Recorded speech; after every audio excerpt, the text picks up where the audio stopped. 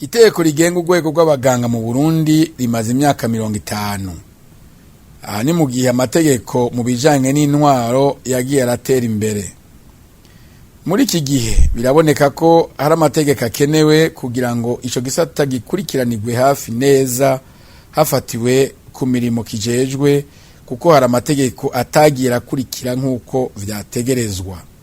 Inkurikizi ni uko urwo rwego rudatunganijwe nk'uko rwategerezwa kugira ngo rurangure imirimo yago neza. Iyo nteguro yashikirijwe kugira ngo hakosorwe rero utwo tunenge turi mu bijanye n'amategeko hamwe rero n'akarangamutima muri ico gisata. Bikuru bishasha iyi nteguro izanye ni nk'ibi bikurikira. Ubwa mbere, gushira muri urwo rwego abaganga banonosoye ivy'amenyo. Ubwa kabiri, kubanza kwimenyereza akazi imbere yuko vyemezwa ko umuganga agashoboye.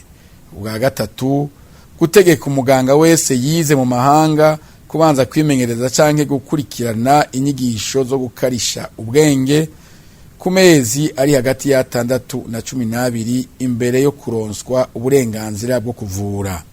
Ubwa kane, gusohora urupapuro ruha umuganga uburenganzira bwo kuvura uko umwaka utashe.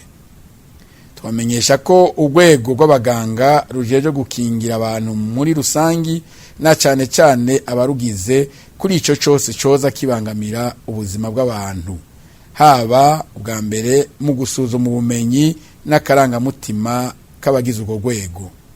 Ubwa kabiri, mu gukurikiranira hafi no gutunganya ingene umwuga wo kuvura ukogwa. Ubwa gatatu, mu gukurikirana inyifato y'abaganga mu kazi.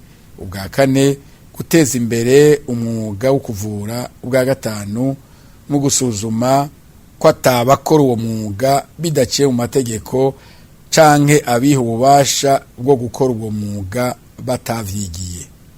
Inama shikiranganji imaze kwihweza iyo nteguro yarayemeje ibanje kuyitosora no kuyunganira.